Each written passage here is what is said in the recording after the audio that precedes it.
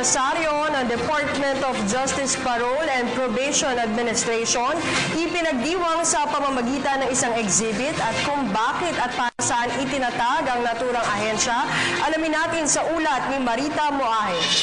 Ipinagdiriwang ng Department of Justice Parole and Probation Administration o DOJ-PPA ang kanilang ika-40 anibersaryo ng pagkakatatag. Sa bisa ng Presidential Decree 968 o ang Probation Law of 1976, itinatag ang PPA. Ito ay isang attached agency ng DOJ na nagsasagawa ng investigasyon, supervision at rehabilitation ng mga convicted offenders na humihiling ng pansamantalang kalayaan.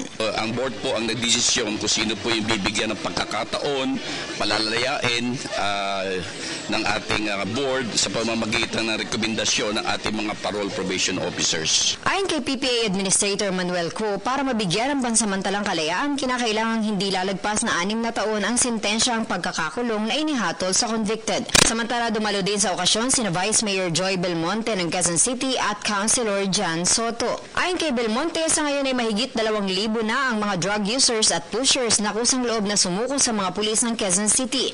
Dagdag ni Belmonte, isa sa ilalim sa isang confirmatory drug test ang mga surrenderies na ito upang makita kung sino ang kinakailangang sumailalim sa rehabilitasyon. Nakapag-usap na rin naman sila sa Department of Health at maging sa mga private rehabilitation centers para ma-accommodate ang mga sumukong ito. Samantala, mensahe naman ni Vice Mayor Belmonte sa mga nais pang sumuko ay nakikiusap sa lahat ng mga community members natin, sa lahat ng mga stakeholders, kasi ang problema ng bawal na gamot ay problema ng lahat, no?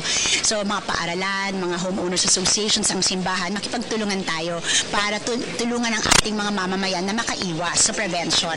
Pero kung meron po kayong kilala na lulong na, hikayatin din natin itong taong ito na nakusa ng mag-volunteer confinement sa ating rehab center. Para sa PTV News, ako si Marita Moahe.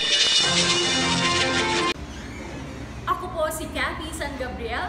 Subscribe na sa PTV YouTube channel. I-click lang po ang subscribe button.